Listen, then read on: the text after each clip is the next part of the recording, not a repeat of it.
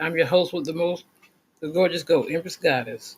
Let's get in here with lies my teacher told. Recorded Books presents an unabridged recording of Lies My Teacher Told Me, Everything Your American History Textbook Got Wrong by James W. Lowen. Narrated by Brian Keeler. American popular culture evolved to rationalize whites' retraction of civil and political rights from African Americans. The Bronx Zoo exhibited an African behind bars, like a gorilla. Theatrical productions of Uncle Tom's Cabin played throughout the nadir, but since the novel's indictment of slavery was no longer congenial to an increasingly racist white society, rewrites changed Uncle Tom from a martyr who gave his life to protect his people to a sentimental dope who was loyal to kindly masters. In the black community, Uncle Tom eventually came to mean an African American without integrity who sells out his people's interests.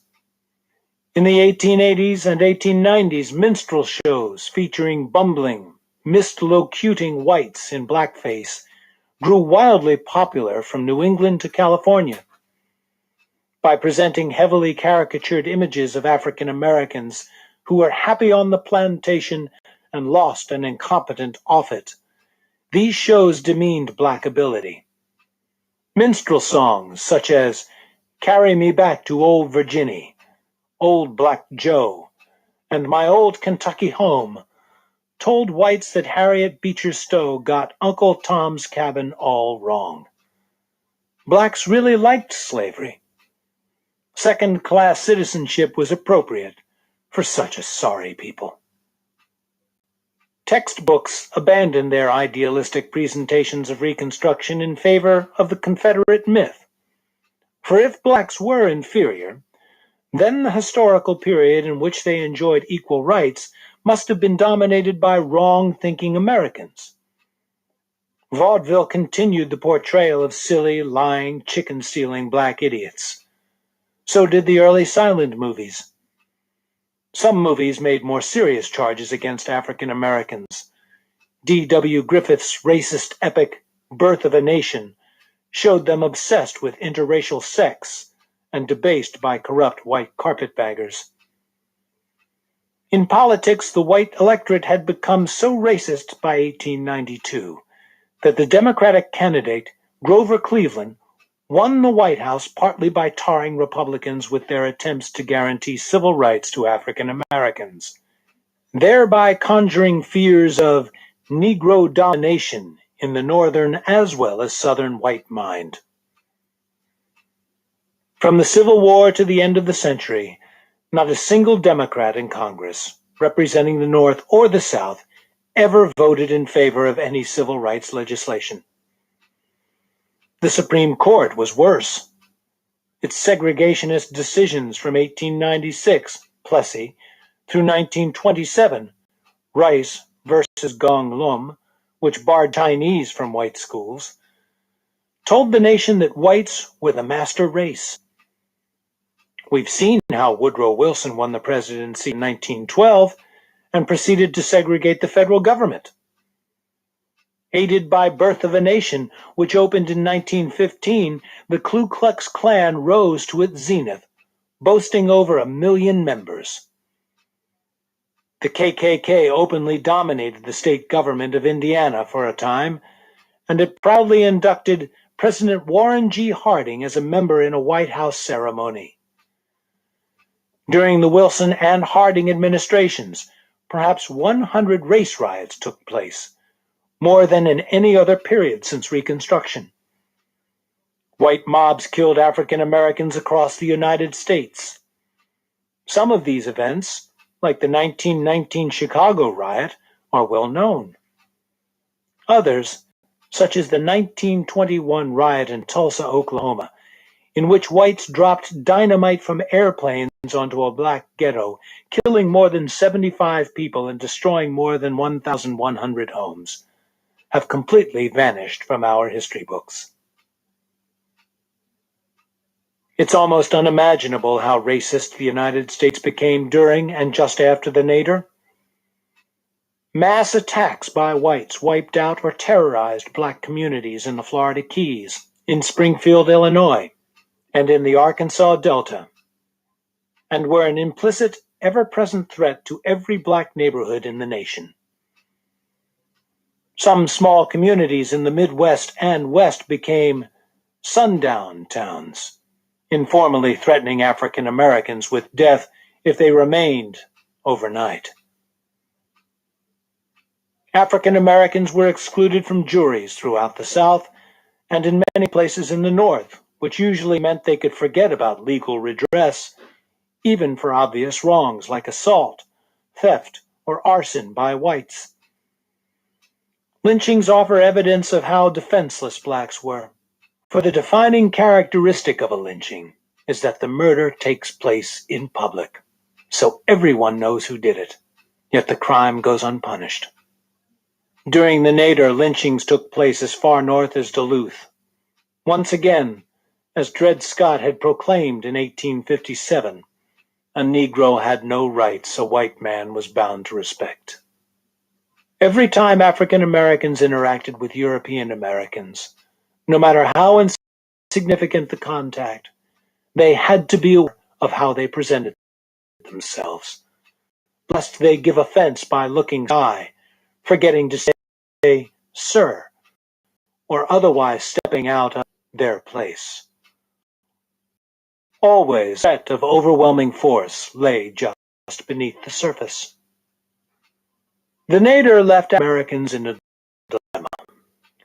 An exodus to form new black communities didn't lead to real freedom. Migration north led only to segregated urban ghettos.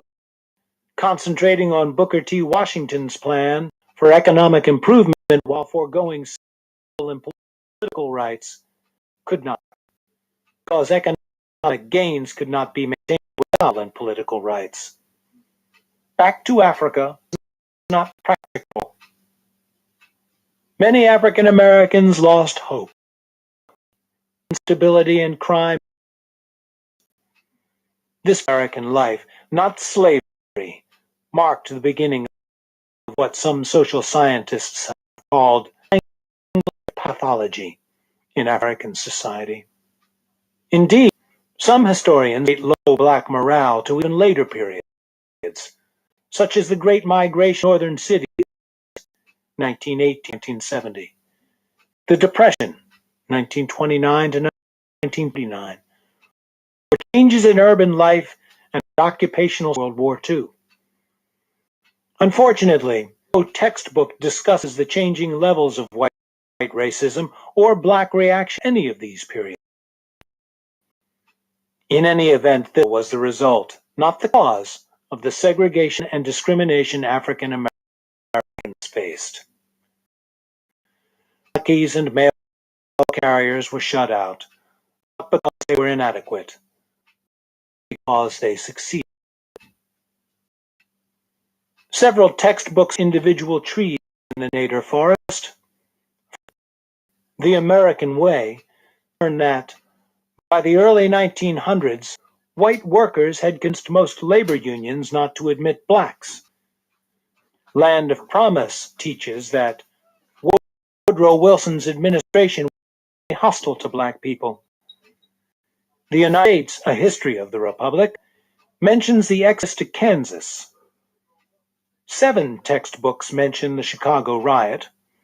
Several author a description of lynchings. All 12 books mention Plessy versus Ferguson. Life and Liberty revealed Southern states passed laws that took the vote away from blacks. A History of the Republic, Land of Promise, and The American Pageant provide enough trees that readers might infer some kind of forest, except the 20 pages of unrelated topics usually separate each tree from the next. Only American History and The American Adventure summarize the Nadir period. The other 10 textbooks offer no clue that race relations in the United States systematically worsened for almost half a century. None of the textbooks analyzes the cause of the worsening. 6 textbooks imply or state that Jackie Robinson was the first black baseball player ever allowed in the major leagues, in the words of Life and Liberty, even though he wasn't, leaving students with the unmistakable implication of generally uninterrupted progress to the present. Textbook authors would not have to invent their descriptions of the nadir from scratch. African Americans have left a rich and bitter legacy from this period. Students who encounter Richard Wright's narrative of his childhood in Black Boy read Ida B. Wells's description of a lynching in The Red Record, or sing aloud Big Bill Brunzi's If You're Black, Get Back, cannot but understand the plight of a people envisioning only a narrowing of their options. No book can convey the depths of the black experience without including material from the oppressed group. Yet, not one textbook lets African Americans speak for themselves about the conditions they faced. It's also crucial that students realize that the discrimination confronting African Americans during the nadir and afterward was national, not just Southern. Only the American adventure points this out. Therefore, most of my first-year college students have no idea that in many locales until after World War II, and continuing even today in some suburbs, the North too was segregated. That blacks couldn't buy houses in communities around Minneapolis, couldn't work in the construction trades in Philadelphia, wouldn't be hired as department store clerks in Chicago, and so on. Even the American adventure forgets its own coverage of the nadir, and elsewhere offers this simplistic view of the period. The years Yeah, you like that, huh? Y'all know I got these gems over here. 1880 through 1910 seemed full of contradictions. During Reconstruction, many people tried hard to help the black people in the South. Then, for years, most white Americans paid little attention to the blacks. Little by little, however, there grew a new concern for them. The trouble is, many white high school graduates share this worldview. Even if white concern for blacks has been only sporadic, they would argue, why haven't African Americans shaped up in the 100+ years since Reconstruction ended? After all, immigrant groups didn't have everything handed to them on a platter either. It's true that some immigrant groups faced harsh discrimination, from the "No Irish Need Apply" signs in Boston, to the lynching of Italian Americans in New Orleans, to the pogroms against Chinese work camps in California. Some white suburban communities in the North still shut out Jews and Catholics. Nonetheless, the segregation and physical violence aimed at African Americans has been of a higher order of magnitude. If African Americans in the nadir had experienced only white indifference, as the American adventure implies, rather than overt violent resistance, they could have continued to win Kentucky derbies, deliver mail, and even buy houses in white neighborhoods. The problem was not black failure or white indifference. It was white racism. Although formal racial discrimination grows increasingly rare, as young Americans grow up, they cannot avoid coming up against the rift of race relations. They will encounter predominantly black athletic teams cheered by predominantly white cheerleaders on television, self-segregated dining rooms on college campuses, and arguments about affirmative action in the workplace. More than any other social variable, except sex, race will determine who they marry. Most of their friendship networks will remain segregated by race, and most churches, lodges, and other social organizations will be overwhelmingly either black or non-black. The ethnic incidents and race riots of tomorrow will provoke still more agonizing debate. Since the nadir, the climate of race relations has improved, owing especially to the civil rights movement. But massive racial disparities remain, inequalities that can only be briefly summarized here. In 1990, African American median family income averaged only 57% of white family income. Native Americans, Hispanics averaged about 65% as much as whites. Money can be used to buy many things in our society, from high T scores to the ability to swim. And African American, Native American families lag in their access to all these things. Ultimately, money buys life itself in the form of better nutrition and health care and freedom from danger and stress. It should therefore come as no surprise that in 1990, African Americans and Native Americans had median life expectancies at birth that were 6 years shorter than whites. On average, African Americans have worse housing, lower scores on IQ tests, and higher percentages of young men in jail. The sneaking suspicion that African Americans might be inferior goes unchallenged in the hearts of many blacks and whites. It's all too easy to blame them and conclude that people of color are themselves responsible for being on the bottom. Without causal historical analysis, these racial disparities are impossible to explain. When textbooks make racism invisible in American history, they obstruct our already poor ability to see it in the present. The closest they come to analysis is to present a vague feeling of optimism. In race relations, as in everything, our society is constantly getting better. We used to have slavery, now we don't. We used to have lynchings, now we don't. Baseball used to be all white, now it isn't. The notion of progress suffuses textbook treatments of black-white relations, implying that race relations have somehow steadily improved on their own. This cheery optimism only compounds the problem, because whites can infer that racism is over. The U.S. has done more than any other nation in history to provide equal rights for all, the American tradition assures us. Of course, its authors have not seriously considered the levels of human rights in the Netherlands, Lesotho, or Canada today, or in Choctaw society in 1800, because they don't mean their declaration as a serious statement of comparative history. It's just ethnocentric cheerleading. High school students have a gloomy view of the state of race relations in America today, according to a recent national poll. Students of all racial backgrounds brood about the subject.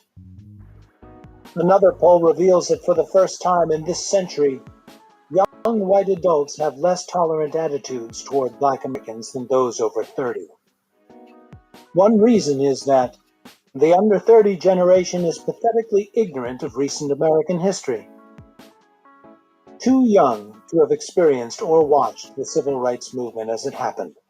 These young people have no understanding of past and present workings of racism in American society. Educators justify teaching history because it gives us perspective on the present. If there is one issue in the present to which authors should relate the history they tell, the issue is racism. But as long as history textbooks make white racism invisible in the 19th century, neither they nor the students who use them will be able to analyze racism intelligently in the present.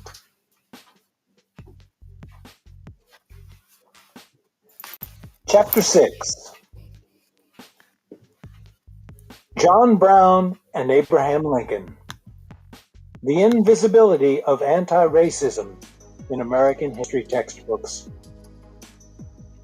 It's not only radical or currently unfashionable ideas that the texts leave out, it's all ideas, including those of their heroes.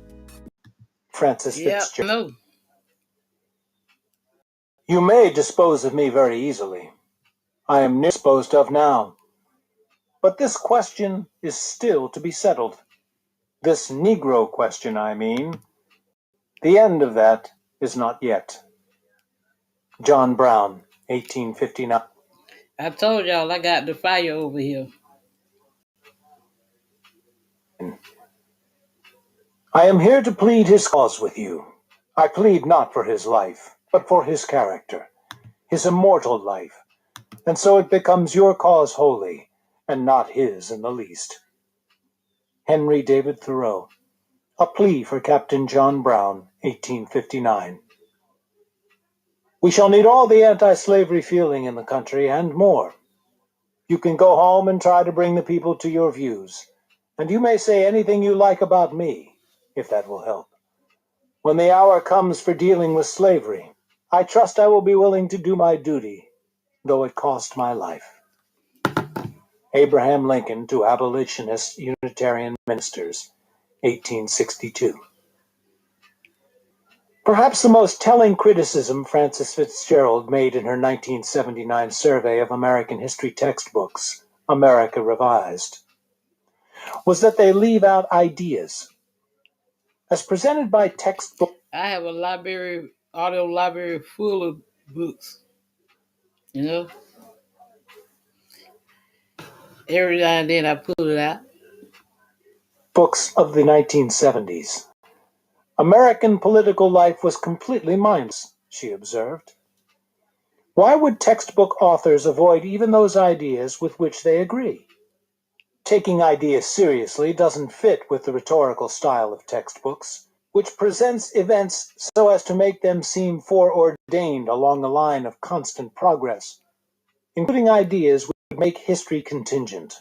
Things could go either way, and have on occasion. The right people armed with the right ideas haven't always won. When they didn't, the authors would be in the embarrassing position of having to disapprove of an outcome in the past. Including ideas would introduce uncertainty. This is not textbook style. Textbooks unfold history without real drama or suspense, only melodrama. On the subject of race relations, John Brown's statement that this question is still to be settled seems as relevant today and even as ominous as when he spoke in 1859.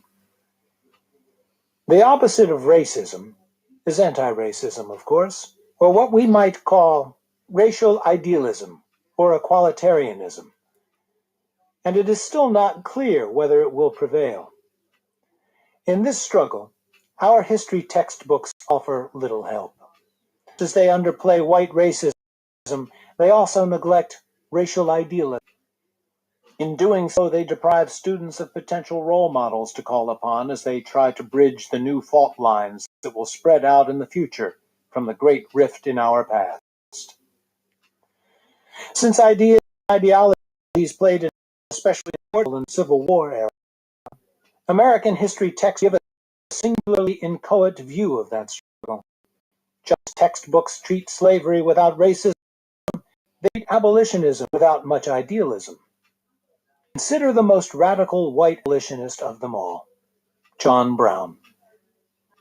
The treatment of Brown, like the treatment of slavery and Reconstruction, has changed in American history textbooks.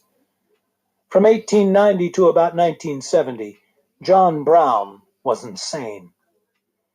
Before 1890, he was perfectly sane, and after 1970, he regained his sanity. Since Brown himself didn't change after his death, his sanity provides an inadvertent index of the level of white racism in our society. In today's textbooks, Brown makes two appearances: Potawatomi, Kansas, and Harpers Ferry, Virginia. Recall that the 1854 Kansas-Nebraska Act tried to resolve the question of slavery through popular sovereignty. The practical result of leaving the decision to whoever settled in Kansas was an ideologically motivated settlement craze. Northerners rushed to live and farm in Kansas Territory, get free soil. Fewer Southern planters moved to Kansas with their slaves, but slave owners from Missouri repeatedly crossed the Missouri River to vote in territorial elections and to a reign of terror to drive out free soil farmers. In May 1856, pro-slavery border ruffians, as they came to be called, the free soil town of Lawrence, Kansas, burning down the hotel and destroying 2 printing presses. The American tradition describes Brown's actions at Potawatomi. In retaliation, a militant abolitionist named John Brown led a midnight attack on the pro-slavery settlement of Potawatomi. 5 people were killed by Brown and his followers. Discovering American History describes Brown's 1859 Harper's Ferry raid. John Brown, son of an abolitionist, envisioned a plan to invade the South and free the slaves. In 1859, with financial support from abolitionists, Brown made plans to start a slave rebellion in Virginia, to establish a free state in the Appalachian Mountains, and to spread the rebellion through the South. On October 16, 1859, Brown and 18 of his men captured the federal arsenal at Harper's Ferry, in the present state of West Virginia. He and his men were captured by a force of Marines. Brown was brought to trial and convicted of Virginia, murder, and criminal conspiracy. He was hanged on December 2nd, 1859. 7 of the 12 textbooks take this neutral approach to John Brown. Bland paragraphs don't imply that Brown was crazy, but neither do they tell enough about him to explain why he became a hero to so many blacks and non-slave-holding whites. 3 textbooks still linger in a former era. John Brown was almost certainly insane, opines American History. The American Way tells a whopper. Later, Brown was proved to be mentally ill. The American Pageant characterizes Brown as deranged, gaunt, grim, terrible, and crack-brained, probably of unsound mind, and says that 13 of his near relatives were regarded as insane, including his mother and grandmother. 2 other books finesse the sanity issue by calling Brown merely fanatical. No textbook has any sympathy for the man or takes any pleasure in his ideals and actions. For the benefit of readers who, like me, grew up reading that Brown was at least fanatical if not crazed, let's consider the evidence. To be sure, some of Brown's lawyers and relatives, hoping to save his neck, suggested an insanity defense. But no one who knew Brown thought him crazy. He favorably impressed people who spoke with him after his capture, including his jailer, and even reporters writing for Democratic newspapers which supported slavery. Governor Wise of Virginia called him a man of clear head after Brown got the better of him in an informal interview. "They are themselves mistaken who take him to be a madman," Governor Wise said. In his message to the Virginia legislature, he said Brown showed quick and clear perception, rational premises and consecutive reasoning, composure and self-possession. After 1890, textbook authors inferred Brown's madness from his plan, which admittedly was far-fetched. Never mind that John Brown himself presciently told Frederick Douglass that the venture would make a stunning impact even if it failed. Nor that his 20-odd followers hardly all be considered crazed, too. Rather, we must recognize that the insanity with which historians have charged John Brown was never psychological. It was ideological. Actions made no sense to textbook authors between 1890 and 1990. To make no sense, crazy. Clearly, Brown's contemporaries didn't consider him insane. His ideological influence in the month before his hanging and continuing after his death was immense. He moved the boundary of acceptable thoughts and deeds regarding slavery. Before Harper's Ferry, to be an abolitionist wasn't quite acceptable, even in the North. Just talking about freeing slaves, advocating immediate emancipation, was behavior at the outer limit of the ideological continuum, By engaging in armed action, including murder, John Brown made mere verbal abolitionism seem much less radical. After an initial shock wave of revulsion against Brown, in the North as well as the South, Americans were fascinated to hear what he had to say. In his 1859 trial, John Brown captured the attention of the nation like no other abolitionist or slave owners before or since. He knew it. My whole life before had not afforded me one half the opportunity to plead for the right. In his speech to the court on November 2nd, just before the judge sentenced him to die, Brown argued, "Had I so interfered in behalf of the rich, the powerful, it would have been all right." He referred to the Bible which he saw in the courtroom, "which teaches me that all things whatsoever I would that men should do to me, I should do even so to them. It teaches me further to remember them that are in bonds as bound with them. I endeavor to act up to that instruction." Brown went on to claim the high moral ground. "I believe that to have interfered as I have done, as I have always freely admitted I have done, in behalf of his despised poor, I did no wrong but right." Although he objected that his impending death penalty was unjust, he accepted it and pointed to graver injustices. "Now if it is deemed necessary that I should forfeit my life for the furtherance of the ends of justice, and mingle my blood further with the blood of my children and the blood of millions in this slave country, whose rights are disregarded by wicked, cruel, and unjust enactments, I say, let it be done." Brown's willingness to go to the gallows for what he thought was right had a moral force of its own. It seems as if no man had ever died in America before, for in order to die, you must first have lived, Henry David Thoreau observed in a eulogy in Boston. These men, in teaching us how to die, have at the same time taught us how to live. Thoreau went on to compare Brown with Jesus of Nazareth, who had faced a similar death at the hands of the state. During the rest of November, Brown provided the nation graceful instruction in how to face death.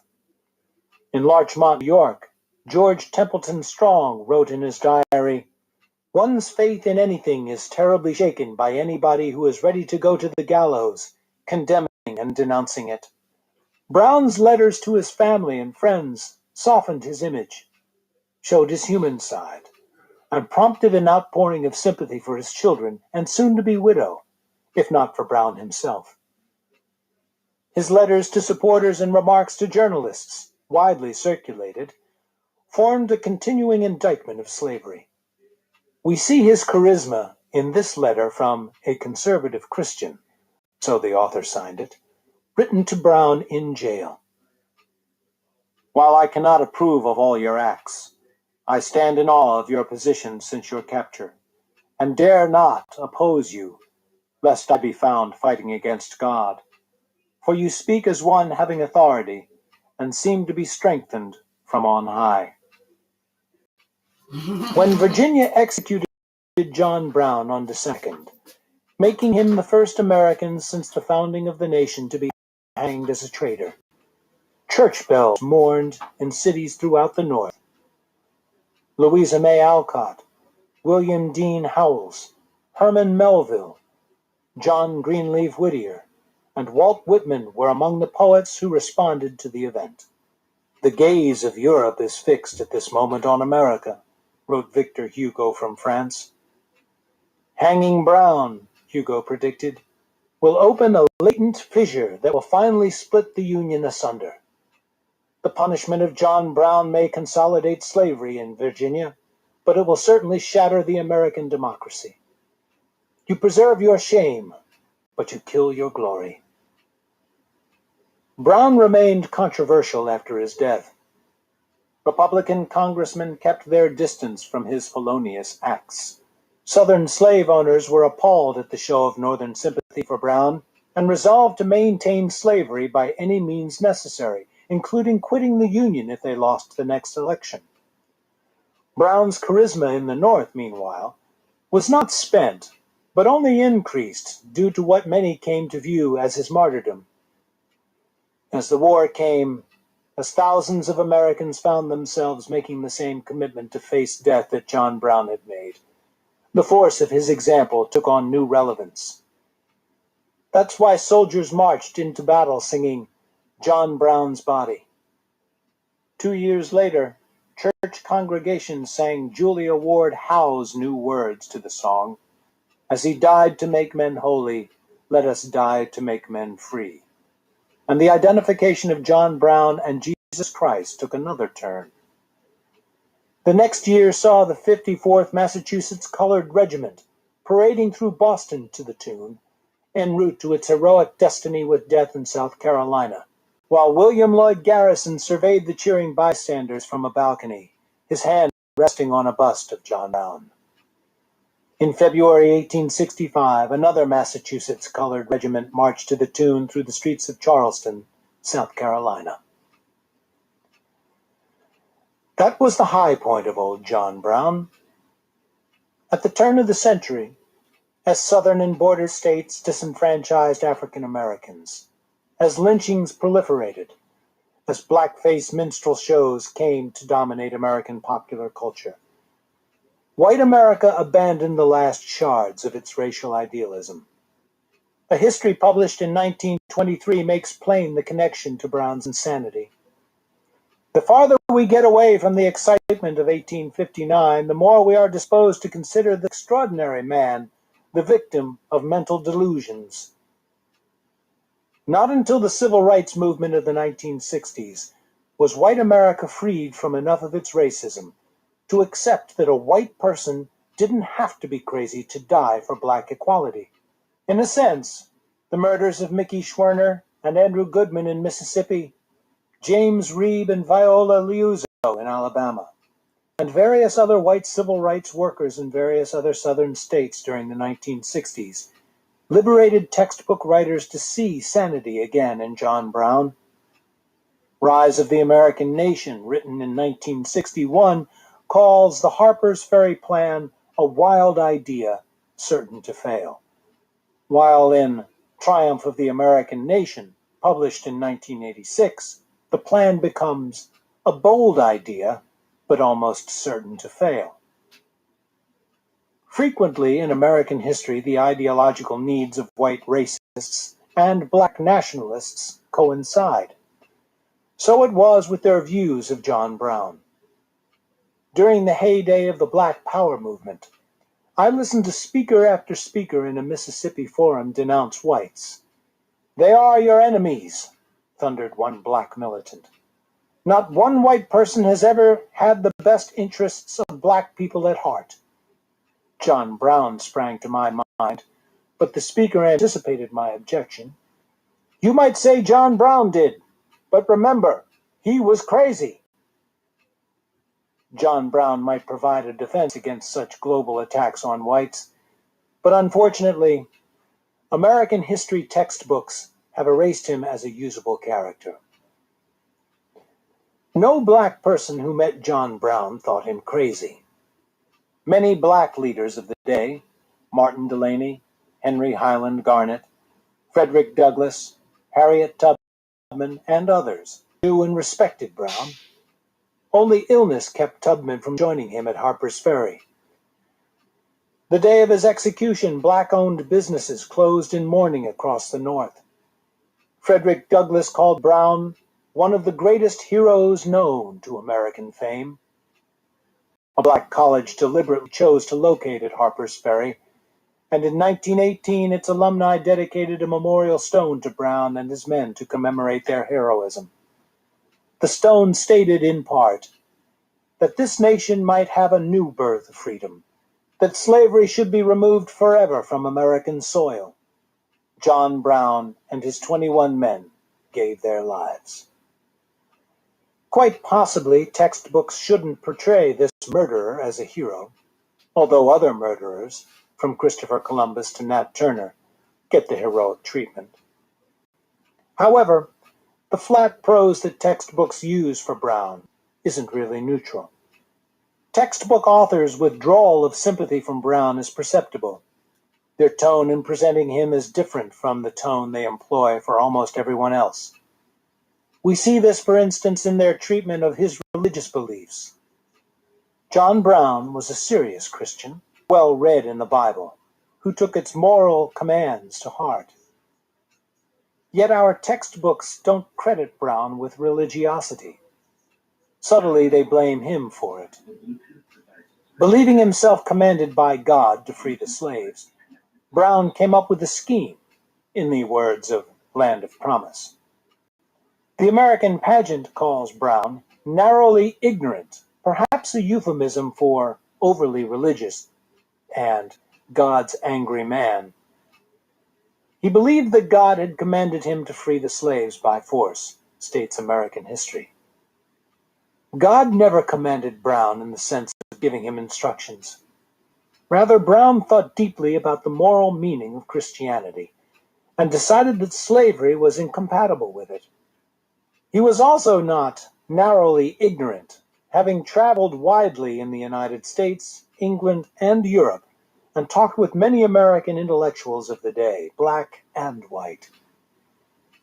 By way of comparison, consider Nat Turner, who in 1831 led the most important slave revolt since the United States became a nation. John Brown and Nat Turner both killed whites in cold blood. Both were religious. But unlike Brown, Turner saw visions and heard voices. In most textbooks, Turner has become something of a hero. Several textbooks call Turner deeply religious. None calls him a religious fanatic. They reserve that term for Brown. The closest any textbook comes to suggesting that Turner might have been crazy is this passage from American history. Historians still argue about whether or not Turner was insane, but the author immediately goes on to qualify. The point is that nearly every slave hated bondage. Nearly all were eager to see something done to destroy the system.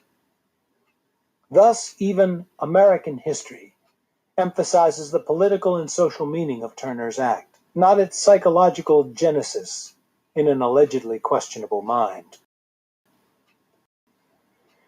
Textbooks' withdrawal sympathy from Brown is also apparent what they include and exclude about his life before Harper's Ferry.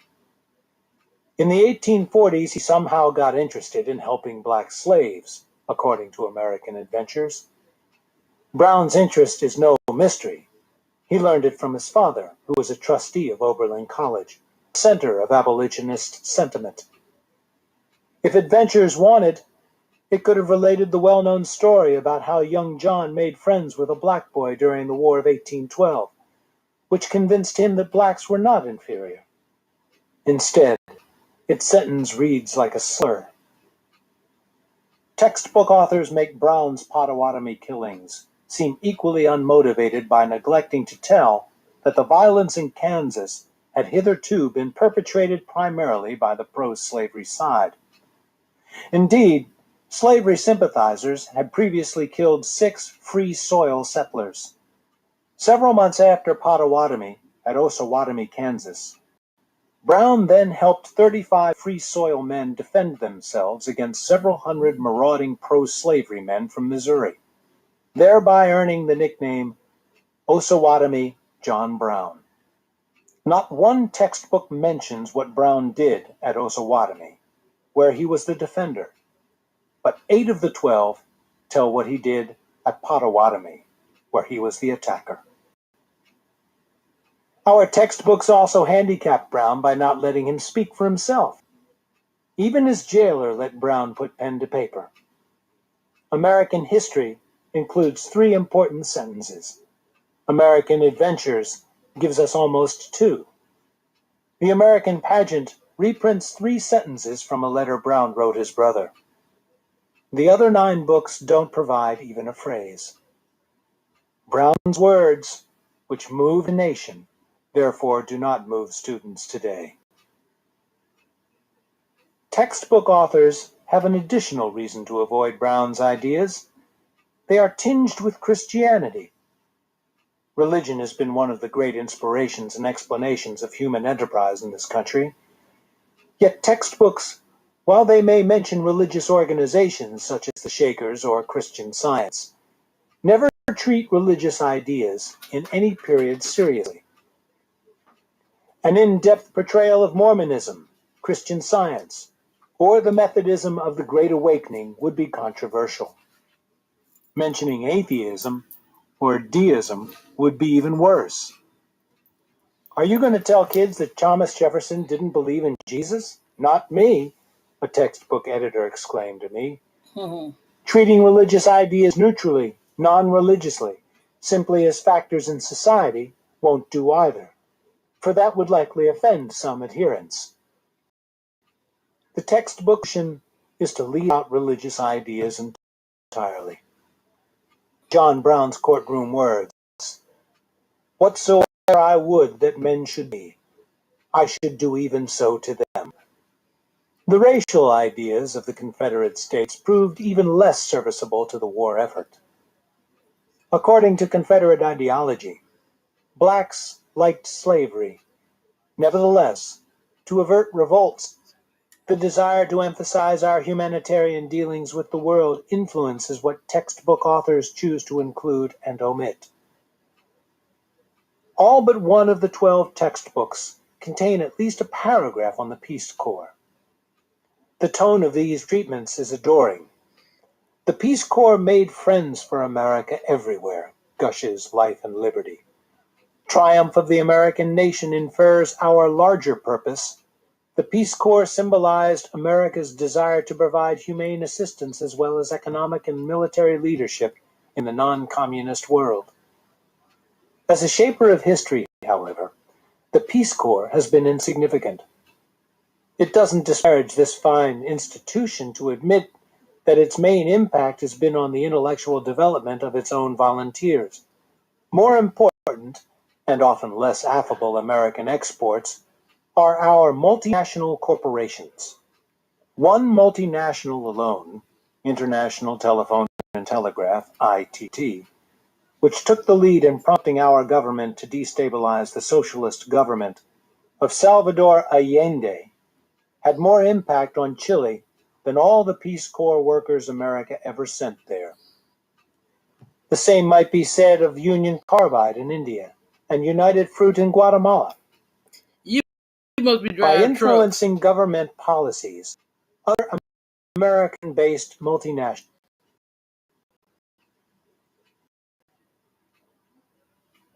convention. It's striking how not one single member, even from the southern states, stood up to argue that slavery was a good thing. No doubt all were deeply marinated in white supremacy, and many were open advocates of that cause. This is But the spirit of the time, at least, prevented them from promoting those views in the context this is the hidden history of American oligarchy. of the new country about to be born. The only outlier was South Carolina's Charles Pinckney, a plantation and slave owner, who argued that slaves were present in the Bible and the Roman Republic, and if the Constitution outlawed the practice, his state and Georgia probably would not sign the document. It kicked off a debate that he quickly backed away from. In large part, these Southern politicians were unwilling to defend slavery because they didn't have the political power to stand up to the emerging generation of idealists, particularly those from the border states and the North, where there were large and active abolition movements.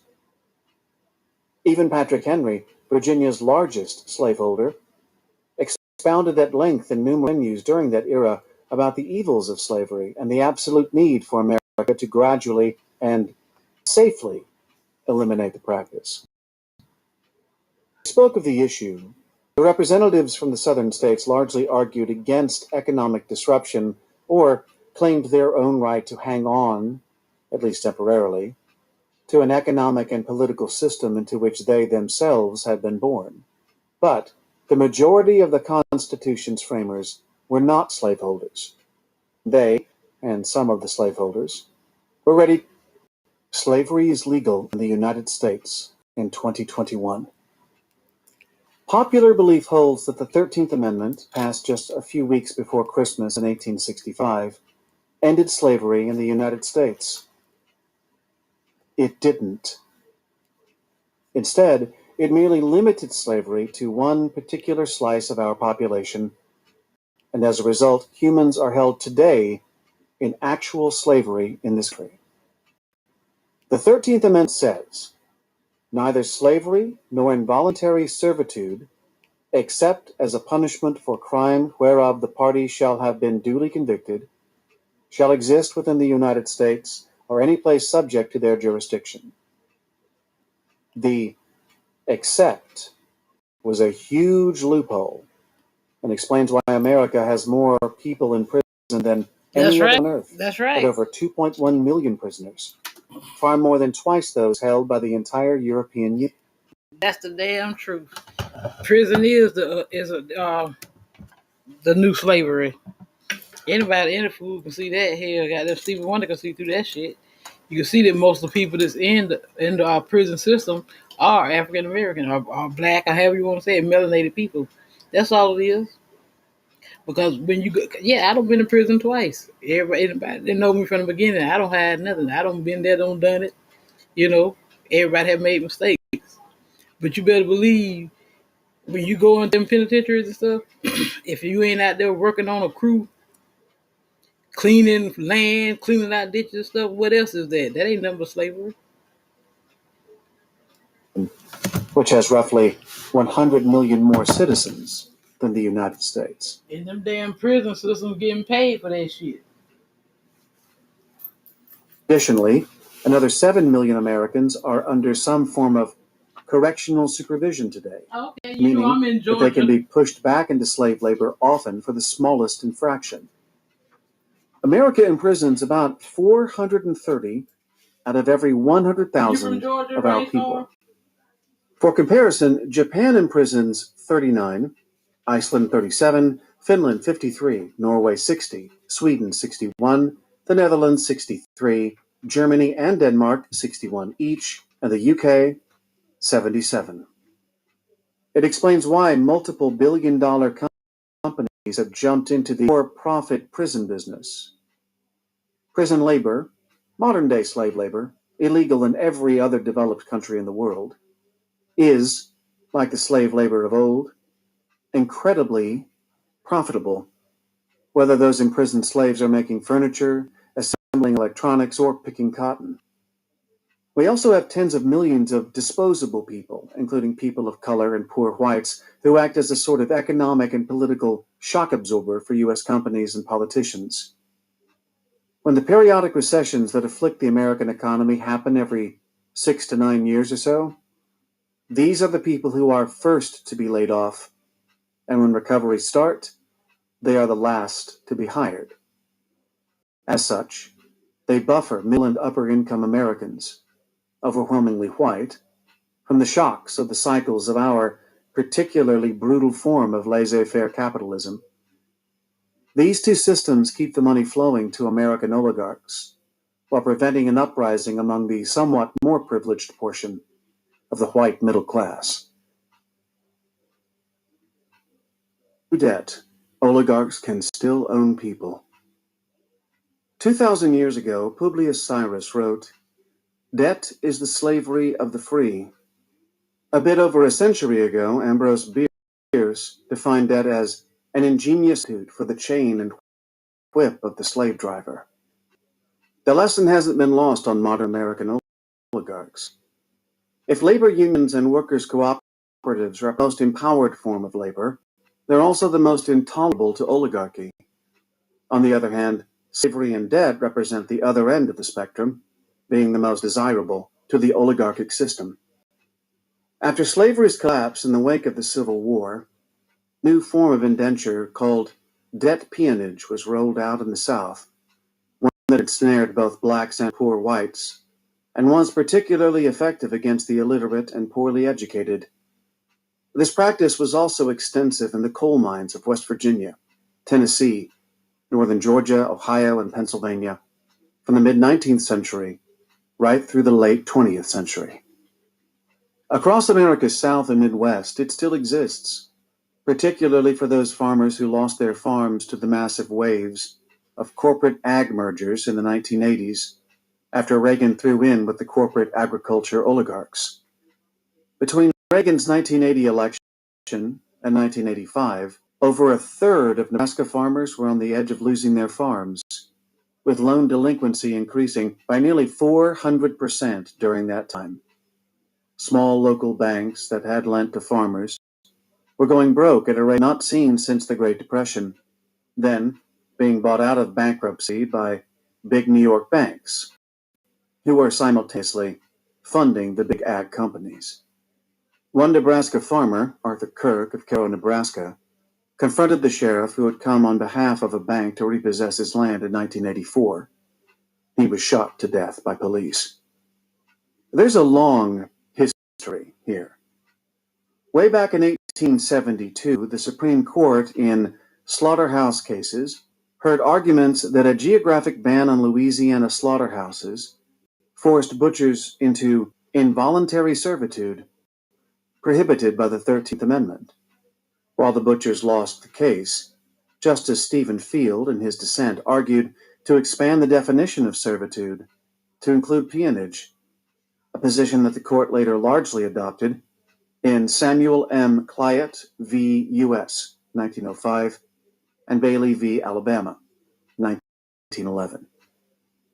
That did not, however, end the practice, particularly in the southern states.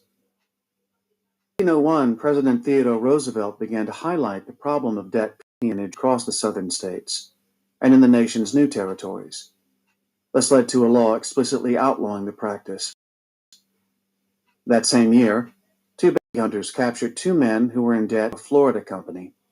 The company, having hired the bounty hunters to bring them back, which they did, the debt peons, as the court referred to them, complained, and the bounty hunters were arrested. The case ended up before the U.S. Supreme Court in 1904. In upholding the anti-peonage law in the case of Clyott v. U.S., Justice David Brewer wrote, "What is peonage? It may be defined as a status or condition of compulsory service based upon the indebtedness of the peon to the master. The basal fact is indebtedness.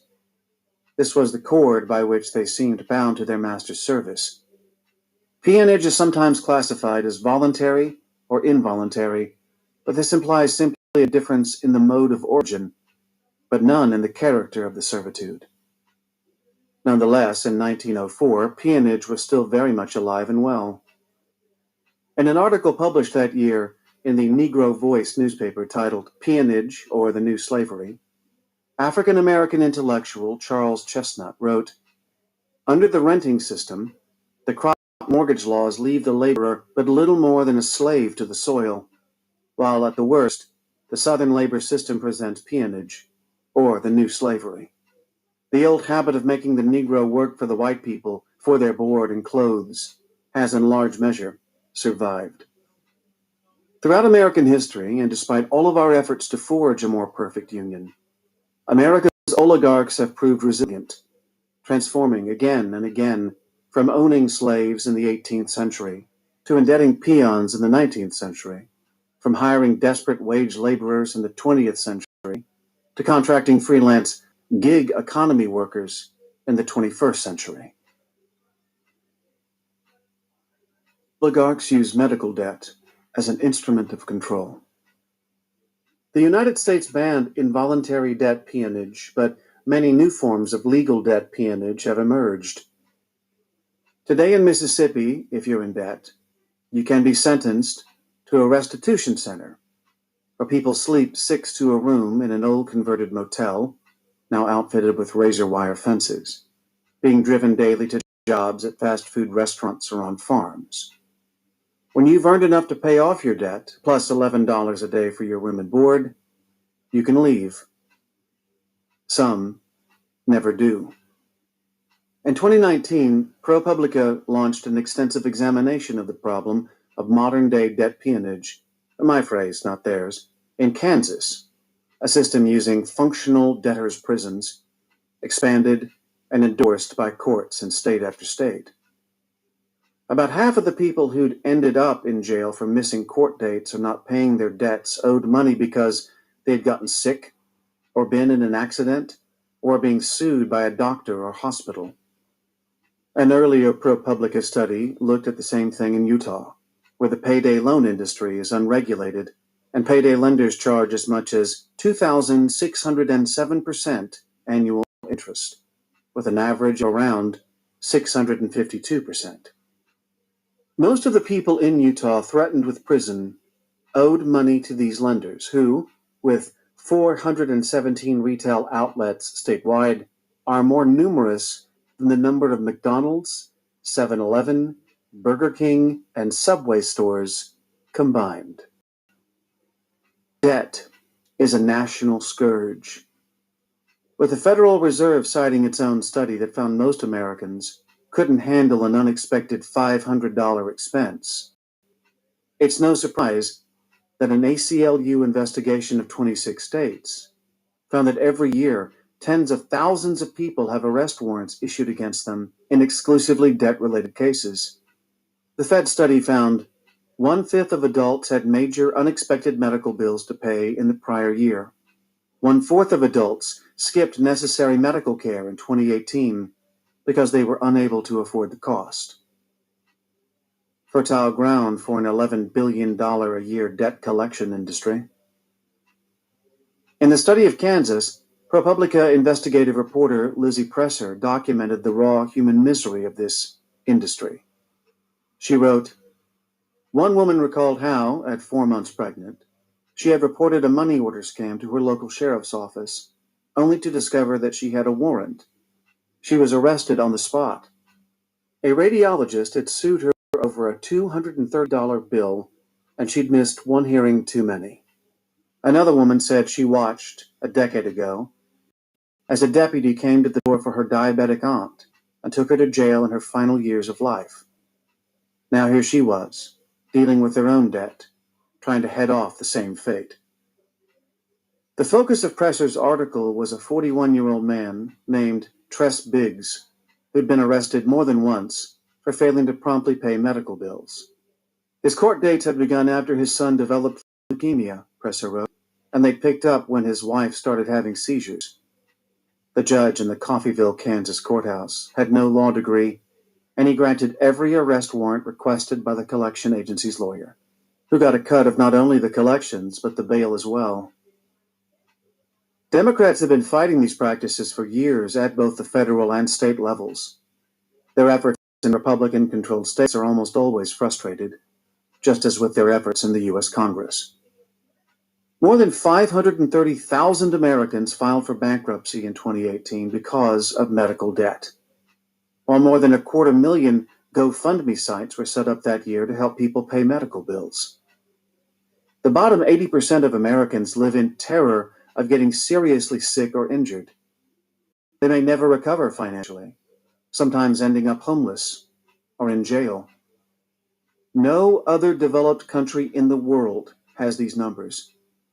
The total of people who filed for bankruptcy or went online asking for money because of medical bills in Canada, England, France, Denmark, Norway, Germany, Japan, South Korea, Switzerland, and the Netherlands combined was 0. As Olga Kazan wrote in The Atlantic, medical debt is a uniquely American phenomenon, a burden that would be unfathomable in many other developed countries. America is the only developed country in the world where hundreds of thousands of people declare bankruptcy every year because of medical debt. Every year, American billionaires and entire industries that made them rich spend millions to convince Americans that America's healthcare system is the best in the world. Yet Americans know that if they get sick, their entire lives and livelihoods could be destroyed by medical debt.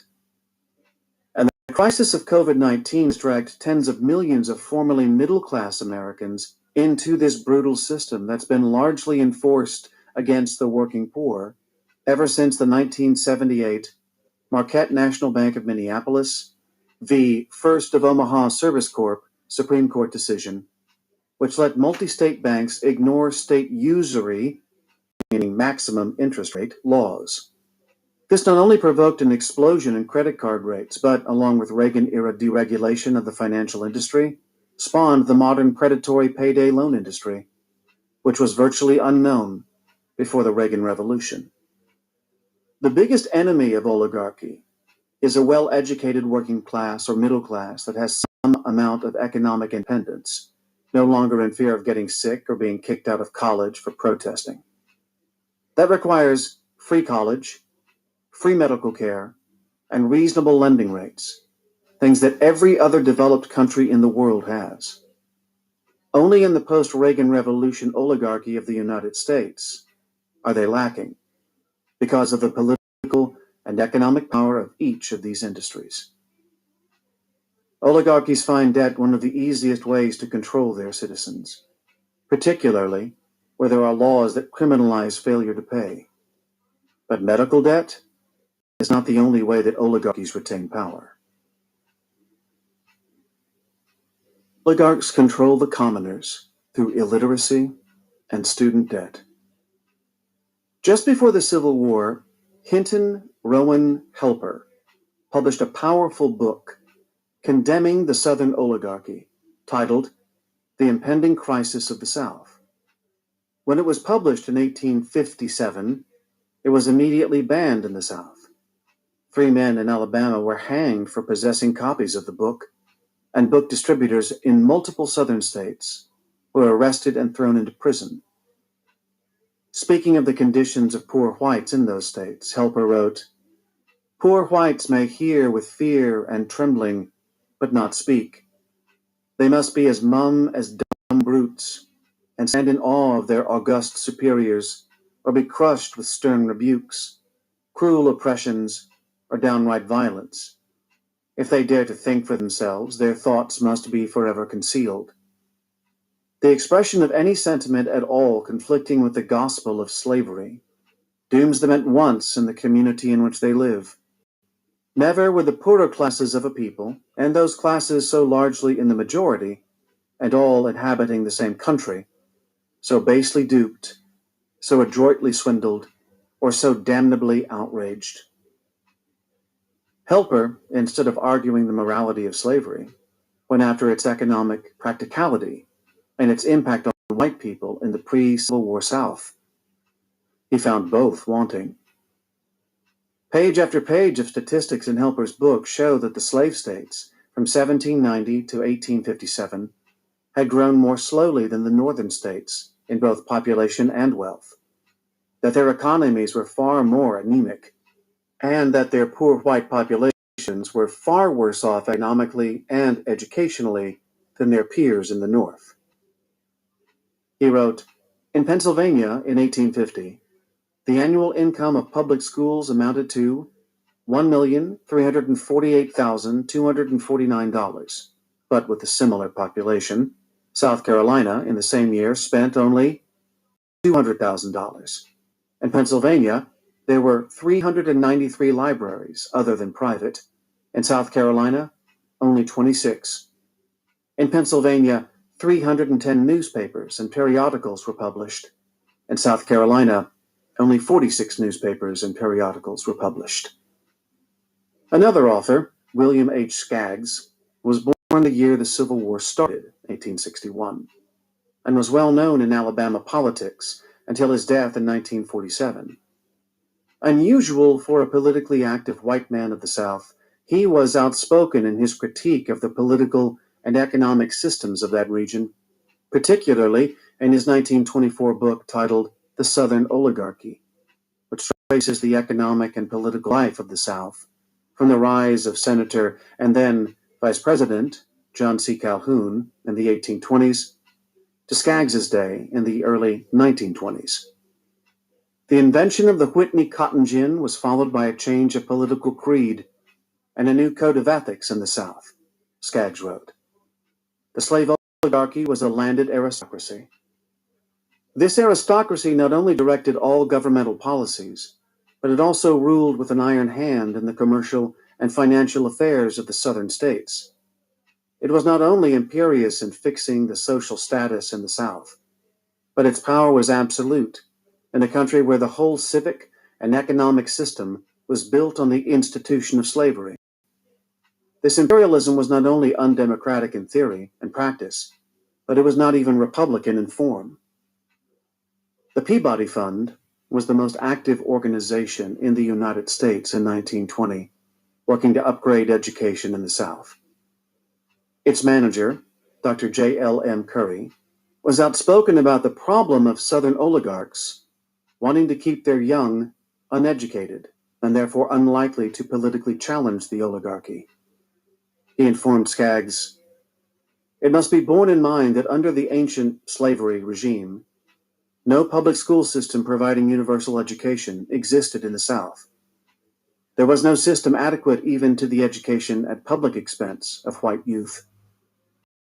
Population was sparse, roads were bad, schoolhouses did not exist. There was an absolute want of acquaintance with the machinery of public schools. No sufficient supply of competent teachers was to be had, and weighing down all spirit of hopeful progress was the dreary poverty of the taxpayer." The result, as Daniel J. Sully, the leader of the Bull campaign on the New York Cotton Exchange, wrote in Cosmopolitan magazine in 1909, was that people of all races in the South were in practical servitude. He added, "It is a tragedy of contemporary life that they are themselves absolutely subservient and the poorest paid toilers in the United States. Intellectually, the cotton growers are surrounded and coerced by factors which have no other purpose than to keep them in this benighted vassalage." That benighted vassalage continues to this day. Spending for primary education in northern states running from $15,000 to $20,000 per pupil in Wyoming, Vermont, Connecticut, New Jersey, Alaska, and New York, to a spread of between $7,000 and $8,000 per pupil in Mississippi, North Carolina, Texas, Tennessee, and Florida. It's the same with higher education in the South today. Between 2008 and 2016, Louisiana cut its higher education budget by 39%, leading to massive tuition increases.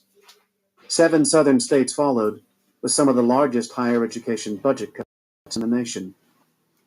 The State Higher Education Executive Officers Association reported that during the 2008 to 2016 period, Louisiana, Mississippi, Tennessee, Kentucky, South Carolina, Alabama, and Virginia each decreased spending on public colleges and universities by at least 10%. As tuition costs exploded across the South, the ability of poor and working class people of any race to climb the economic and social ladder through education collapsed, and those who did try to raise themselves through college often fell deeply into debt. In 2005, the Bush administration and Congress made it illegal for students to declare bankruptcy on their student loans. With virtually no risk anymore, the student... We kind of had a discussion in the chat over the Information Man show here a while back about this exact same thing. I think it was the last call, and Anisha the Queen. We was talking about, last call was saying, he felt like education was a thing. Yes, I believe in education. Because knowledge is key. Knowledge is power. But you got to also look. I have noticed that all these, especially us, melanated people, get all these years of college. Then when you get out, you can't even find a damn job because they're going to say you're overqualified. They're going to find some kind of reason not to hire you. I believe, like I say, really, look at Malcolm X. He never went to no college or nothing, but he knew more than most Harvard-educated people did. I believe in self-education, to tell you the truth. Because these schools, they ain't going to do nothing but give you lies in the damn way. Industry then exploded from being a peripheral part of routine banking to a major industry, spending millions on lobbying annually. In the late 1970s, just before the Reagan Revolution, the average American college student who borrowed for his or her education took on $883 of debt per year. By 2016, average college student debt in the United States was $37,102, with over 2 million students owing more than $100,000. Student debt, unknown in the rest of the developed world, has put people entering college after the Reagan Revolution into such debt that they're postponing buying houses, putting off starting families or businesses, and radically limited in their life's choices. Want to stop workers from organizing? Terrify them with the threat of taking away their health insurance. Want to stop students from protesting? Terrify them with being thrown out of school while still carrying massive debt. The conservative banking oligarchs who kicked off this process during the Reagan Revolution, amplified by George W. Bush in 2005, succeeded in creating two generations so indebted, in a way they could never legally escape, that like those in the South for over 200 years, they are afraid to revolt, and instead, more often than not, meekly submit to the voices of authority. Controlling the commoners. When all else fails, bring in the police.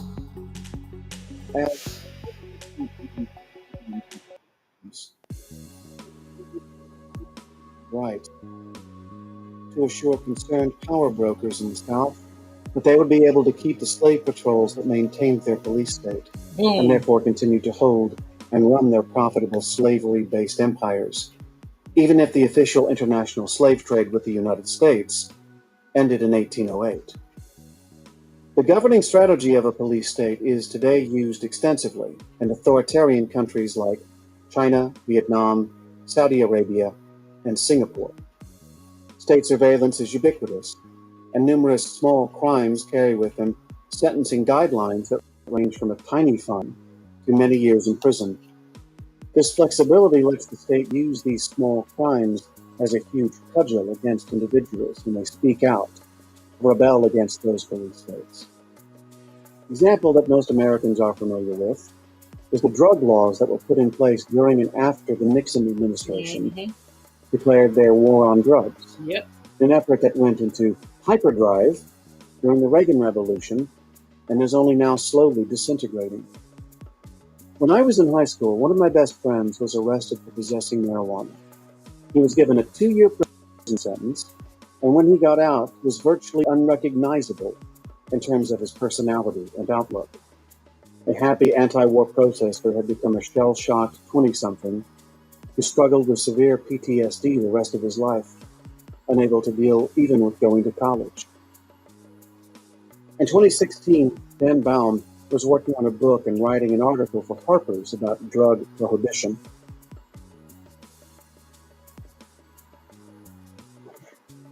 Hello, Capricorn. Welcome to the Tarot Room. My name is Robin. And today, Cap, we're going to do a what you need to know reading. So we're just going to find out what your guides will tell you what you need to know right now. Hi, my loves. Thank you so much for visiting my channel. I hope that you're having a beautiful and an amazing day. This is a general timeless collective reading for all signs. So whenever you hear the messages when you're meant to receive it. If you are new to my channel, welcome. And if you are returning, thank you so much for all of your continued love and support. I really appreciate it. Any information that you need about the channel can be found in the description box below. Keep in mind, my personal readings are not open, so please beware of scammers in the comment section or scammers on any other social media platforms, okay? So this is a timeless collective reading. This could be your story, or this could be the story or situation of someone else who may be in your energy knowingly or unknowingly, all right? He could be a she could be a he. The roles could be reversed. Please only take the messages that resonate with you. Please try not to pay too close attention to the signs or the gender. And keep in mind, of course, that time is an illusion. Energy is fluid. I'm getting some real, spiritual gangster, energy today, you guys. I know a lot of people, myself included, have been going through, a lot of really, really crazy spiritual attacks. I warned everyone about this a few weeks ago, that we would deal with the worst of the worst. A lot of people consider the end of the year, December 31st, the new year. That's the calendar year, but the lunar new year is approaching. And it's sort of like we're in the end of the year now, where certain energies are being cleansed and cleared out for good. What I'm hearing right now is grandfather in. I did a reading the other day, and if you didn't watch it, I would recommend that you watch maybe the last reading where I talked about, being sworn into or born into a certain families or certain covenants or groups from even past lives. And this certainly may not resonate with everyone, but what I'm seeing right now is, and this is Black History Month, but even in the times of slavery and many different races, not just Africans, African Americans have experienced slavery. But what I'm sensing now is that a lot of people, when people are trying to enslave you to a mindset, to things in your subconscious mind or to your past or just some type of false reality. And it's really time for you to take that leap of faith. I'm really channeling like that Harriet Tubman type of energy right now, where it's sort of like, especially for my light workers, if you're someone and you know that you have a purpose to really help people, you have to understand that as you are helping people, oftentimes there's going to be many people who will betray you, and also those people who will be afraid of you, or they will be simply afraid of pain. Those people you must leave behind, because you can't afford for the gateway to your new beginning, to your freedom, to close because of the few people who are afraid, of course, to take the risk. It's sort of like right now, if you are being called to help 1,000 people, you can't stay behind for the 10 who are afraid. All right. Some of you guys, you have a lot of stubborn right now that are trying very hard to keep you or to make you express or explain things to them because they are afraid to simply go with the flow. So people right now who are afraid, I would say, whether it's you or people around you, you really are going to have to detach from those types of energies, because these entities right now that are here amongst us who are really trying to have all of this control, you have to make sure that they understand that they are powerful, but they are not authorized in control, and they don't have the actual dominion to be able to overtake your life. And a lot of people are falling victim to this because of their fear. All right. But I'm hearing grandfather in. So for some of you, if you've ever had like a cell phone plan or any kind of plan with a company, you will notice how you go there and they don't understand how you have the billing rate that you have or whatever, and they will use the term your grandfather and meaning it's a certain type of plan or something that is no longer available, but oftentimes it's always honored. I've talked in the past a lot about spiritual assassins and hitmen. There's a lot of people that are coming to you spiritually and they're trying to hit you, but they don't understand your grandfather and like, and I've always said that you have a license healed and to destroy certain things, like trespassers must be taken out. And your grandfather, and it's like you won't find my name on the list. You won't find this plan on the list. You won't find anything. And if you come up against me, when you're when you're dealt with, it's gone without a trace. And yet some people, they're just grandfathered in. So it doesn't matter what you do to them, you won't survive these types of situations to be able to even say what happened to them, and nobody will know what happened to you. You follow me. I don't know what kind of spiritual mafia family I'm tapping into right now, but if you know, you know. Like, you just stay in your lane. Tell you, don't ever veer out of your lane, because some people are just grandfathered in. You may have power, but you're not authorized to do certain things. Just saying. So let's just see what the cards have to say, because somebody here is grandfathered in. The Hierophant.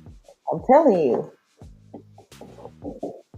your connection with God or source, with your angels, your guides, your ancestors, you come from most likely some type of background, a lineage, a family, where you're sworn in, born into, or you're grandfathered in. Nine of Wands here, it's that energy of you may be wounded, but you're still a warrior. You come a family of spiritual warriors and assassins, most likely. A lot of people are losing. They don't know exactly what to do. Four of Pentacles. I feel like your angels, your ancestors, your spirit, they hold you near and dear. I had a reading in the past. It hasn't been a year, but I called it precious. You're like precious cargo. The work that you do in the spirit realm and the work that you do for your bloodline family, you're like precious cargo. There's nothing that's gonna happen to you. You may have not have sworn into certain things that your spiritual team are willing to do on your behalf, but you were born into a certain type of an organization where the type of protection is around you. You're really not someone that people should fight with a tower card. Because I feel strongly like when somebody goes up against you and they tend to test your faith, all hell will break loose. Like it's really not a game. I mean, this energy right now it's not a game, and I feel a lot of people are about to out that they were playing with the wrong family. Yeah, a lot of people are about to be heartbroken. This energy, all I can see is with Three of Wands. Like people are just waiting for their tower because I feel like a lot of people they just know. Queen of Wands here. They just know the magic is backfiring, the manipulation is backfiring. It's like really just sitting around now waiting. I'm like, okay, what exactly is to happen here? But again, you won't get to say what happened. Seven of Wands, it's already a closed, done deal. Seven of Wands is that you're extremely protected here, and the World card is over. Something for someone is over. There's an elevation, an evolution, and an upgrade for you because of your strength and your courage here. Judgment. You're going to be rewarded here. There's good karma. Look, the sun coming because of how you stood your ground. And also the fact that you're so loved. Something here is possibly being exposed to. This is double Leo here. Strength and the sun. Ten of Swords here. All right. Something here is being exposed for some people about a situation with a child or something that happened during someone's childhood. Okay. This energy to me, I mean, it feels good for the collective, but it seems like there's something like honestly tragic that's about to happen to somebody. Nine of Swords and the Five of Swords. Someone here, they thought that they could win at all costs, and now they're very much stressed out because this plan didn't go the way that they thought it was going to go. This backfired, and this is something here that it could really affect something that's very near and dear and precious to a person because of what they did to you. Yeah, the moon here and the Six of Pentacles. Someone here could have possibly paid someone and like paid somebody to do something perhaps to you. I don't think that the person was whatever somebody I'm hearing barter. Somebody thinks that working with the barter system was it worked against them. It worked against them this time because somebody pretty much made a trade with someone. If you do this for me, when it comes to that light one, then I'll do this for you. And it was an exchange for something here, monetary or, you know, whatever, but caused a huge burden. Somebody now, this plan is about to back. I've had readings before where I said a lot of people, in trying to sacrifice you, they sacrifice themselves because your grandfather in. You can't be sacrificed. And that's an old trick of the devil. The devil knows that. The devil knows who can be sacrificed and who can't. But they will convince a person that they can get over on you only to find out later that they can't. When it's for sure too late here. This King of Cups for some of you, this is a Cancer Pisces, Scorpio, or there could be anywhere in this person's chart. But there's a masculine here, I feel, who has been extremely emotionally manipulative here, who has been trying to hold on to you. This could have been some type of binding work or spell that was done where someone really thought that they would be able to take you out of like some type of circle of light. I'm hearing something about off of your turf. This is some kind of spiritual war that's happening though, but it's like a battleground. Somebody thought that if they took you out of some kind of safety zone or net, or they took some kind of protection from around you or away from you, that they were going to be able to pretty much drag you into the lion's den. And this just led to a tower moment because this did not work for somebody. Yeah, somebody, they shouldn't have ever taken this on. And I keep just seeing and hearing John Wick. You should never go up against certain people because they're just grandfathered in. They will forever be undefeated. Somebody thought that they could take on this challenge, and it was the worst mistake of their life. Mistake of their life. Yeah. Somebody may one man now and apologize and make you some type of offer. Mm-mm. Seven of Wands. Someone is blocked. You're extremely protected right now, though. Yeah. Your protection has been amplified, actually. Ten of Wands, yeah. The end of a lot of tough burdens in your life. This is over. Queen of Cups, precious cargo here. You're extremely loved because of the love that you show to people who need help and assistance. Okay. See, this right here is giving me, it's a very weird situation. Now, this may not be every situation. For some of you, though, there's masculine here who decided to go up against you, or they could have even hired someone to go up against you. This was something that this person, I feel, was convinced to do by a feminine energy. This, yeah, there's a person here who came towards you, I feel, and tried to trick you or bamboozle you. They were pretty much advised to do this by a feminine energy.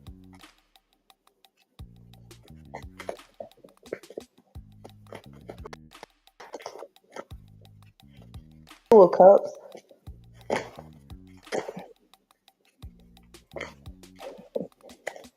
I don't know if this is someone who went to like a magician or something like that. Somebody here is stuck on a situation though that ended.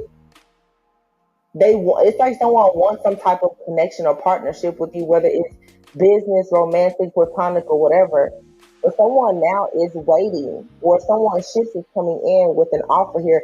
There's a divine feminine here who has an offer coming in. This could have all started because the divine feminine walked away from a situation. Yeah, what did I just say here? Your spiritual protection, your intuition, and everything has been amplified because of this situation here. Your grandfather in. Ace of Wands, you have a very passionate new beginning that's coming right now. Yeah, there's a karmic cycle here that's over and something brand new that's beginning. Because someone here has to face the fact that they've been defeated here. You are indeed the star. You are indeed the chosen one. And you're being celebrated, I feel, in the spirit realm right now because you turned your back to a situation from the past that brought about a lot of confusion here. I feel like, yeah, here it is. Someone's going to be mourning an ending here. There will be a death here and a brand new beginning. Someone has no choice now. Yeah. This heartbreaking situation was always being watched, monitored, and balanced and transmuted in the background here. And it doesn't matter how much work a person put into this. I feel like you put a lot of work. Somebody put a lot of work into trying to sabotage your love life, and all it did, like I said, was it amplified everything. I feel, yeah. Seven of Pentacles here and the Four of Wands. It's like someone here has been very, very patient about having stability, security, for some, even some type of union or a partnership of some sort. It is coming in for you. This was just something that has to be tackled first. You have to pretty much like clear out whatever this is. You have to clean house completely. This is a permanent ending. Very serious one. Eight of Cups is something here that can never ever be gone back to. This is an energy that is being just annihilated. It's being wiped completely out. Spiritually, it's being cleansed out, but this is something that I feel is taking place on the physical as well. Something that, like, something here you won't ever see it, touch it, feel it, hear it. It's out of here. And I mean, you can take with that what you want. Allow your imagination to work. But yeah, something here is being wiped out, or someone. And there's a space being cleared now, an energy.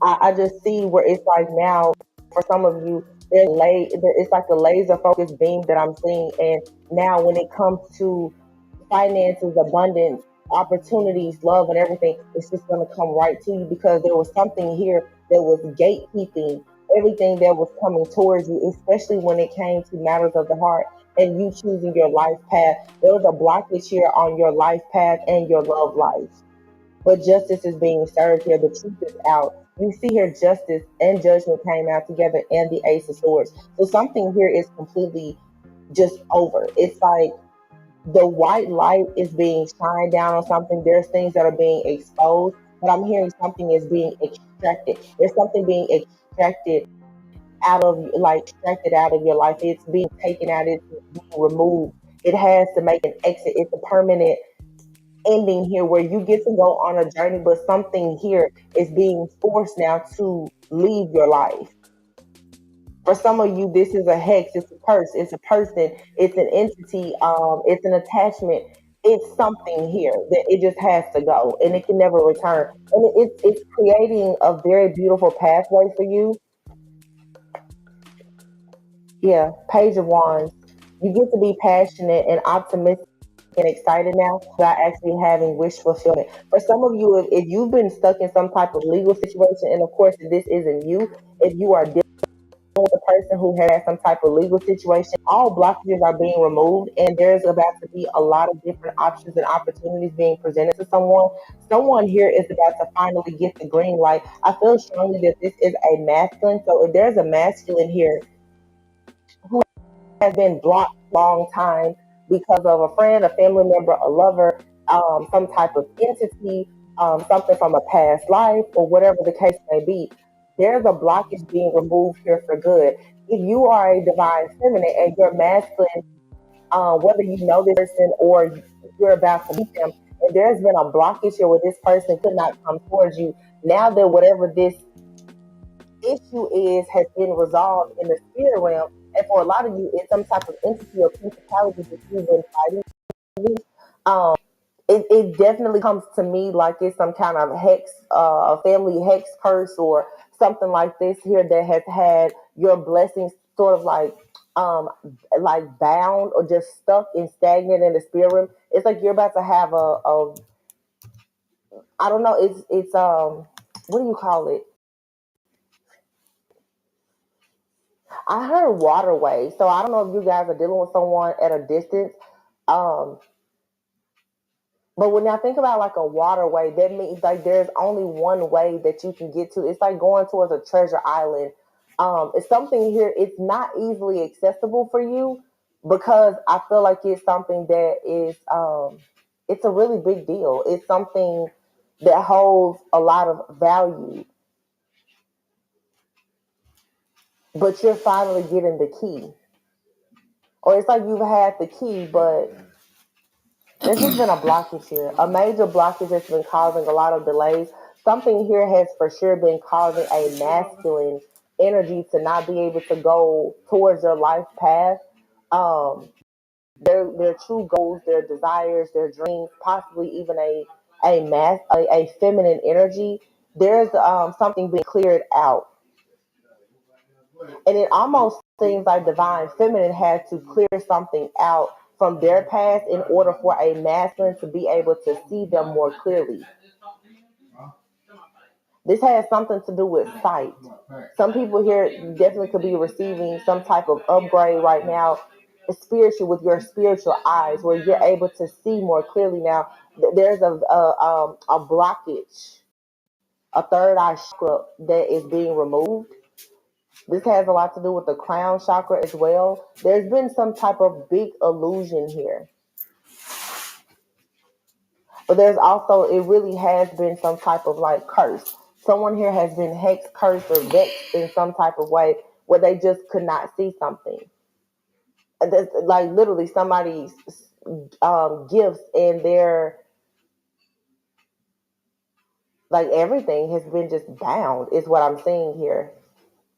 Especially for a masculine. Somebody here has put some serious like root work. I definitely feel like this is some forbidden type of magic, some heavy like voodoo root work type of magic that has been done. But again, someone is grandfather in. So let me say this too, because it's what I'm seeing right now. Because what I'm seeing in my head, I'm seeing a no trespassers or no soliciting sign in my head.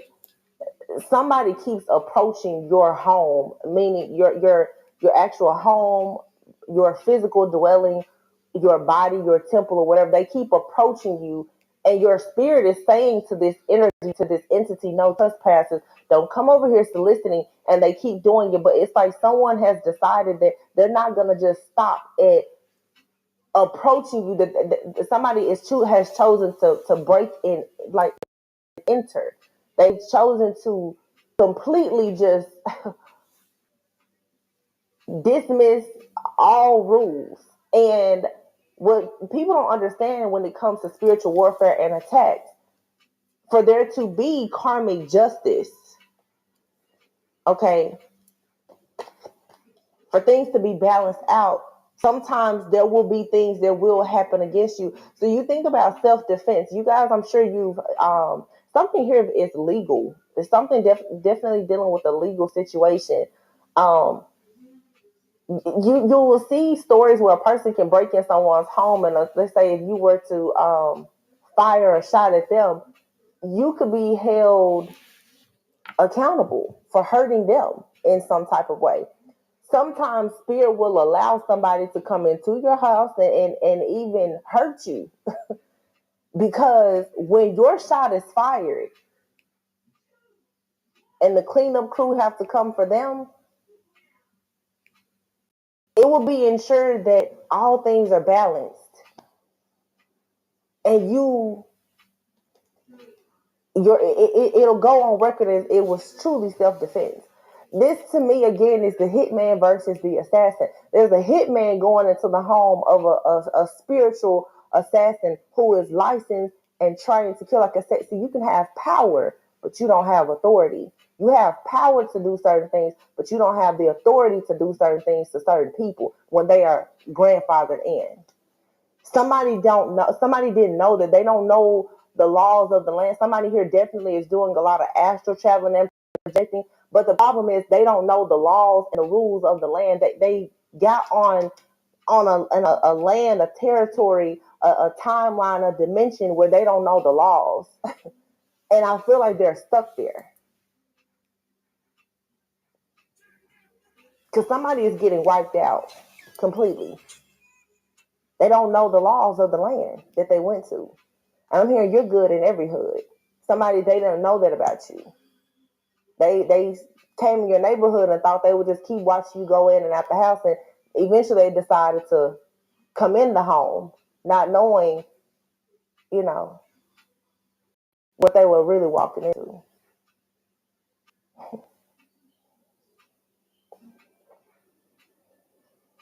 I'm seeing cameras go down. So somebody thought, oh well, and this is all spiritual, but it's 3D. It's as above, so below. It's like, oh well, nobody will see me. The cameras went down. I'm gonna shut the power off for a moment. This just like somebody said, well, I'm gonna take your ancestral protection away from you. See, if you, in case you didn't know, the power can go down and still my dwelling is monitored. It's cellular backup. Your grandfather in, so even when the power goes down, you're still seen. You're always being watched and monitored.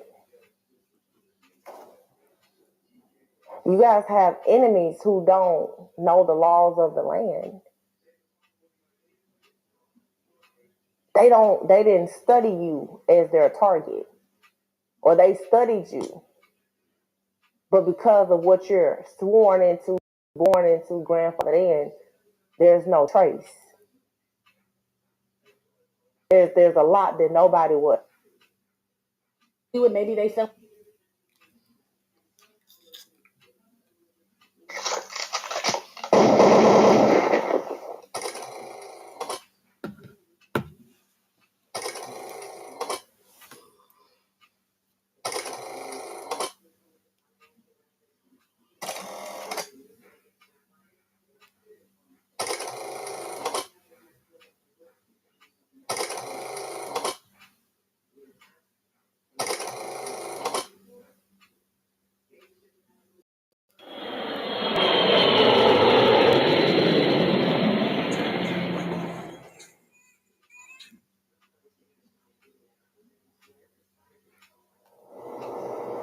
Convent, what's up? Welcome to my channel. Am I tripping or not, Tarot? My name is Cockfrost, but you can call me the Ghetto Nun. So I'm here to do Right Back Monday. Yes, I am. So I'm going to do the love reading. Like I said in the last Grab Bag Monday that I was going to challenge myself, depending on how the week goes. But I mean, the week's so motherfucking crazy, G. We need a love reading. I need to try to tap into some loving, high-vibing energy. So yay, okay? I do cuss in my readings and give no fucks about it. So if you do, please get the fuck on. I do start all of my cards upright in my deck. I don't believe in starting out with reversals because that's some bullshit. Also, I did pre-shuffle, but I did not lay any cards down just yet. We're going to do it together. Please keep in mind this may or may not resonate with your sign nor situation, nor do I give a fuck. Info for private readings will be below the video. Please take the time to check out our community board. It's like the farmer's market for all the nuns and high priests, where they have their businesses, purposes, gifts, etc., posted. If you'd like to submit your business for the bulletin board, please check the info in the description box below the video. If you find that the content is not for you, please look for the nearest exit mark. Get the fuck on the way out. Hit the alley. Thank you to everyone for all the bookings, donations, likes, subscribes, comments, shares, purchases to my website, and pledges to my Patreon. I love you. All right, y'all. So I'm trying to figure out how I should even start this. Let's just check on your person. Fuck it. Love reading for the company. Just give me some. Work with me, people, okay? So the goldfish fell out reverse. So I'm gonna put that back because that's just not, that already started out as, like damn. Okay, it fell on the floor. Let's start over. Give me some love messages for the convent. Okay, now we're talking. Watch the throne. Okay, I like it. Okay, divine feminine, divine masculine. In the house, emperor, empress energy, king, queen energy. It's just watch the throne. So this is a valuable person. You are valuable. This person is, well, I won't say every, yeah. Come on, nuns, work with it. Shit, this is gonna be hard. Woo. Someone sees you as valuable. Convent. That's what this is. Could be a fire sign. Leo, Aries, Sagittarius. Someone loves what you do or how you do something. Watch the throne means you could possibly dominate something or be the best at something or the best person they've ever seen, the nicest, the smartest, the most, whatever, right? There's something about you that this person admires. Like this is like putting you on a pedestal, okay? Some of you guys, this is a reconciliation and you're not mad at this person anymore, or this person isn't mad at you. Okay, for those where this is a reconciliation and you could have gotten rid of a fire sign. I mean, excuse me, you could have, but I was trying to say you could have gotten rid of a water sign, Cancer, Scorpio, Pisces, and you may be reconciling with someone else. Okay, convent, I don't know. I feel like y'all got a lot of options if you on the throne. I mean, come on, how am I supposed to figure out who's who? Anyway, give me another one.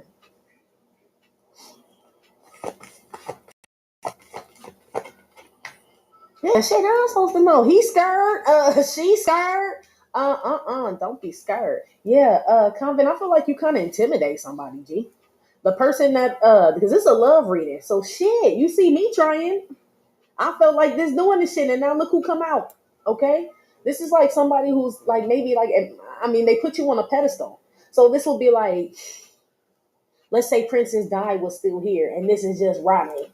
You know what I mean? Rodney from down the street. Shit, not that it's that bad, but you know what I mean? It's just almost like a commoner. That's what they're saying. A commoner going towards Princess Di or Prince Di. I ain't gonna call you Charles. Well, he king now, so shit, fuck it.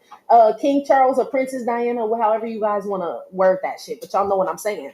So this makes me feel like somebody may be intimidated, like I said, by you, Convent, or they may like be a little insecure about where they are in their life. Like, shit, I'm trying to get on the throne too. What if I'm not on the throne and they look at me because I don't have a? This person overthinks. Whoever this is could be an air sign as well. Make me over, make me nice. I wanna be made over. Make me over. Yeah, that part get worse and worse every reading, don't it? Aquarius energy. I told you, an air sign. There's definitely a Aquarius that makes scared to reconcile with a fire sign, and I definitely think it's that way because the fire sign on the throne. Okay, they still may be frightened. Well, the fire sign could be frightened. Maybe this fire sign is on the throne in regards to work, but not in regards to love. So it's like they have like what I mean, all the confidence in the world when it comes to business, but love is like I ain't never had no throne there. It could be that too. I feel like this person feels like they lack something in regards to you, Convent. Something looks fake or was fake. Maybe this person don't like fake hair. They may not. This person may like them natural and shit. Like I don't like extensions, makeup, funky breath. It's only you, Convent. Not saying all the other stuff, but some of y'all maybe. I don't know. It could be something like that. This is like fake women, is what this is. Okay. So maybe ain't nobody been in the midst of a real or fake man, right? Somebody hasn't been in the midst of a real one in a long time, or if ever. So maybe you know how a lot of people talk about how they real, cause I'm real. Where you are. Wait, yeah, Jerome, man. Jerome, man. Yeah, are you Jamaican? Some of y'all don't know. Anyway, that's what they Jerome. Yeah, watch the throne. Yeah, that's what it is, G. That's got to be what it is. So somebody may be self-conscious about the way they look or what's going on with them. You know what I mean? Maybe something is not all it's cracked up to be, Convent, and your shit is solid. This wood, okay? That's what that is. Maybe somebody think you was solid wood because they know all these fake people or they've been around a lot of fake people. And they came to, test the shit. And shit, knock on wood. Yeah. Damn. This person got a hard on for you. I don't know if I'm talking or masculine energy. You have a hard on for somebody, but feminine energy, yes. Okay, knock on wood. Yeah, give me another one.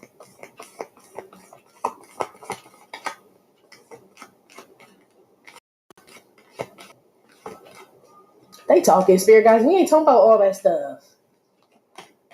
Not pussy. We wasn't even talking about they like with love. You want to talk about the other thing here? You want to talk about love? Like damn, I guess I gotta pick that pussy because shit, I don't want to talk about that other shit. Yeah, somebody may be scared of pussy. That's what this is too. So shit, I'm telling you, y'all, or scared of your genitalia, but I feel like it's royal genitalia. You know what I mean? That's what this is. This like royal penis and vagina, G. And somebody's like, what if I die in that shit? What if I, you know what I mean? Grow wings and shit. I feel like somebody looks at you like that, comment. I hope it ain't that serious. I'm being kind of goofy, but that's what this is. Somebody needs confidence, basically, to approach you. Whoever this is, it could be a Leo. There is a Leo on the throne. That's scared of pussy. I don't know. Okay, or yours, divine feminine. I don't know what that has to do with anything, G. Or men. I don't know. Let's stop there. Okay. Let's stop it. Yeah. Yeah, you put this person on pause. I feel like this person has tried to approach you before, Convent, and this person has been put on pause. You see that, kitty? Yeah. So it's like they get ready to do it and they get scared. It's like they whoever this is has been like stagnant energy, but it's because of their fear. I kind of feel like this person, it's about what they do too. So this person could not have a job or the best job, or this person could be with somebody or put up some type of front like they were doing thing, or they were some type of way and it's not really true. You know what I mean? So they thought you were gonna be untrue, like they were untrue, but you ended up being true, and now they're like, oh shit, what the fuck, like this, like shit. I thought they were faking like I was, or just putting on. I put on. Yeah, this person may put on for their city. You may have high expectations of this person. Be careful of that, Convent, because we know expectation leads to disappointment. So be careful. But I feel like that's what this person's issue is too towards you. This person may think you have high expectations of them. You want them to have high expectations of themselves and shit. Now, you don't do that. I don't feel like this is you. Like, I didn't get on the throne by worrying about other people's expectations of me. I got on the throne by me expecting good things for myself. You should too. Whoever this is, they may feel like they don't deserve you or some shit like that. I don't know. Or this person is scared to take a position next to you. So let's say you're one of the people, you like, man, there's an extra throne here, G. If you want to, you know what I mean? This person may be scared of success. Like, you know, it may pussy out is what this is. Whoever this is, for some guys, somebody wants to reconcile with you and you offered this person the position and they got scared and pussied out, basically. So some of y'all, this is a whole new person coming because that's what happened in your past relationship. Like this person saw you bossing up and getting on the throne and they got, you know what I mean, intimidated and scared. So that motherfucker wasn't for you anyway, whether you're a male or a female. Somebody was worried about your success, G. Okay? You damn sure can't have no motherfucker sitting next to you like that. Like, you supposed to be watching your side, King, Queen. Don't be worried about what the fuck. Like, that's why it's two thrones here. Why are you worried about mine, G? It's like somebody who is not sure of themselves. You know what I mean? Like, well, can I run the kingdom? You don't need nobody like that, G.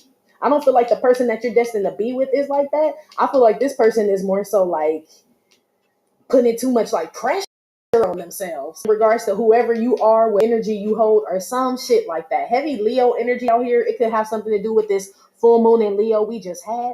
Aries Sagittarius energy out here. Okay, damn. All right, I feel like I'm doing pretty good, right? Minus the vulgarity and the, you know what I mean, and all that. Obscenities. Yeah. All right. Who wanna watch the throne? Why is Watch the Throne here in regards to love for the convent? Seven of Pentacles flipped over, but then it flipped back in. Yeah, somebody want to invest in your ass. They do want to sit next to you. Seven of Pentacles is the man. Well, he used to be leaning. Whoever this is, come on, man, fix it. I'm trying. Okay. But that's true, though. That is true, yes. Sorry, y'all, I'm having a whole conversation. The Seven of Pentacles, right, in the traditional tarot deck, is the man leaning on that pussy. Okay? So maybe that's why this person may be a little intimidated, male, female, just because this person's used to everybody leaning on them, and you're a person that's independent. You run your own shit, you do your own shit. This person ain't never been in the midst of fucking greatness before, is what this feels like. I feel like in a opposite sex situation, like as far as romantic, maybe work, you know what I mean? As far as like, I ain't attracted to that motherfucker, it's just work, right? But I'm talking about like romantic, like damn, they fine, smart, got their own shit popping, like boop boop, like the list just goes on and on and on, content, right? Whether you're a male or a female, this intimidates body.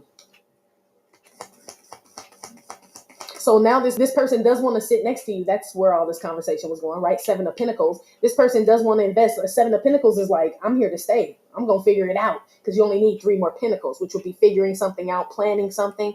But this person definitely wants to sit next to you for sure. Put one on this. Yep, Six of Pentacles. Told you. They trying to, your name must be Sharon. Yeah, they trying to share and shit. Maybe you scared, kind of been like, share.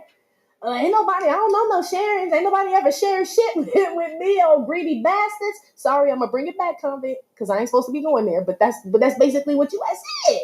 Some of y'all ain't gonna know how to act when a motherfucker want to take you out or give you something. You gonna be like, he must want some pussy. He must want some pussy, not this person, G. If you're, I mean, that's what it says. Like, no, this person genuinely, whoever this is, convent, okay? I feel like I'm talking to a mostly feminine energy here, right? Whoever this is, they're genuine, G. They are. But I mean, that's what we're used to. Like, motherfucker, buy a bitch a funnel cake and think he gonna get some pussy and shit. Like, what kind of, you know what I mean? Like, what kind of shit is this? So a lot of y'all are scared to even take shit from people, or I won't say take shit, accept things, right? Things that you are well deserving of and do, right? Well deserving of and do. It's gonna be foreign to you, G. So it feels foreign to you in regards to someone reciprocating, you know what I mean, feeling the same way. And it's going to feel foreign to this person because of whatever position that you hold. Okay? Like, damn, I can't believe it's this motherfucker, like, but in a good way, though, you know? Everything is equal. This really ain't King Charles and his die. I will address him correctly right now. This really ain't their relationship, because we know that shit wasn't 50-50. So this will be some real royalty shit. You know what I mean? This ain't Buckingham, G. This ain't Buckingham Palace shit. This better. Yeah, whoever this is that is interested in you, the person that you're gonna end up, I guess, being with. Shit, you look like you give them some too, so I hope you stay with them. Shit, let's move on. This person is frightened of the same thing. You and this person, Convent, are scared of the same damn things, really.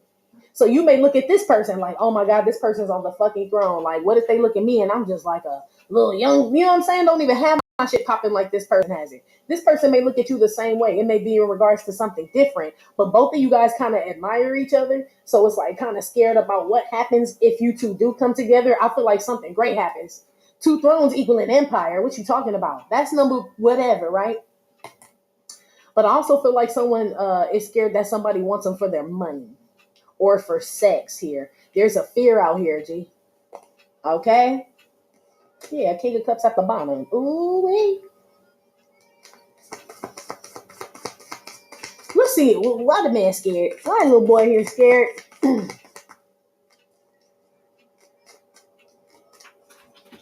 Yeah, this person wants to reach out to you. It's really hard for them to do, Convent, or someone watching or person watching. It's really hard for you to do. Okay? You may be asking advice from people and shit. I feel like they make it worse. Because I feel like they give you good advice. Like, man, if you love that person, you should just go and say something. It's like, I can't just do that. I can't do that. It's like, well, what you asked me for, G?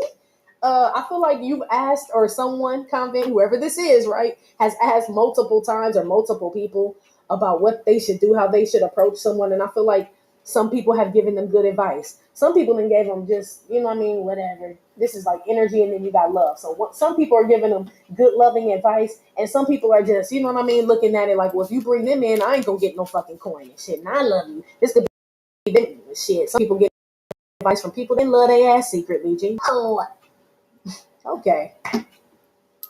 So, Lord have mercy. We trying to fix it into love, but I guess I have to. It's part of love, okay? Because I'm like, I'm sorry, y'all. I keep stopping and trying to, because I don't want to veer off into my whole spiel. You know how I get sometimes, right? Read and take a whole turn, and we'll be in Bethlehem and all types of shit. Okay, not that it's bad there, but I'm just saying. Um, this person may have asked, or you may have asked advice about this situation from somebody who has a crush on them, or who's expecting to get something out of them as well. Money, time, energy. So some of these people have been getting bad advice about how to approach you. So remember when Harpo came and asked Miss Seeley what I'm gonna do about Sophia, and what she say? Beat her. Like, damn, bitch, just cause you getting beat don't mean, you know what I mean? But this that type of energy and not that love and shit. So I'm saying some of y'all, I mean, that's a bad analogy, but the color purple, royalty, I'm fixed. I bring it back all together, people. I bring it all back. Yes, I do. Okay? Yeah, it's like give them bad advice so they'll stay away. Because remember, Miss Sophia left and took all the kids on the wagon. You remember? If you saw the shit, moving on. Why is this little boy here scared? Magician card. We got Gemini energy out here, heavy Leo, Aries, Sagittarius, Capricorn, Taurus, Virgo. I feel like person watching, you have Earth and fire in your chart, and you definitely have fire in your chart. Like North Node, uh, like Mars rising or sun. Yeah, like a dominating, you know what I mean? Like dominating placements. I don't know. You know, I don't know shit about the shits, okay? I'm just saying. But that's what they say, okay? You and this person, Convent, share some type of similar signs. Your charts are similar in some type of way. That you have that in common. This is also destined. This makes me feel like ancestors came together and shit and was like, these two must get together. So somebody could be Muslim, somebody could be spiritual or whatever the hell, or a different religion, and you're a spiritual convent. And I feel like two people's ancestors came together to get these two people on the throne. I feel like it's manifesting and somebody's scared, or both of y'all scared, or you scared. That's what this says, G. Somebody manifested you like build a bear up in this bitch. I swear they did. Look, and voila. Like boom, and then you appeared. I don't know which side you on. And then they see it, or they so you could have, let's say somebody was looking for love, right? But they were looking for it in all the wrong places, right? And let's say they got a new job and they happen to see you there and they're like, oh shit, that's my dream fucking person. Like, that's crazy. It's like, now what do I do? Like, man, you making money and your bitch and your dude there? Like, you can't lose. It's almost like, what do you mean, what do you do? Somebody's like, I don't know what to do now. I don't know, Common. Maybe it's this man boss. You know what I mean? You don't want to be pushing up on her and shit. So, I don't know. It depends on your situation. That resonates. But I still feel like you guys probably manifested each other. This Six of Pentacles is giving me like mutual energy. Okay? It almost feels like y'all are too good to be true, but that's what y'all feel about each other. Like something wrong. You know what I mean? Something got to be wrong. I don't know. Because this is a my lot of pubic hair card, but I feel like somebody just got crazy ass fears. Like, what if they have a lot of pubes? Like, this is this type of shit. Like, I mean, I don't know what to tell you. I mean, I guess you decide when you get there. You know what I mean? Show up with a razor, motherfucker, just in case. I don't know. Okay, but that's what this is too.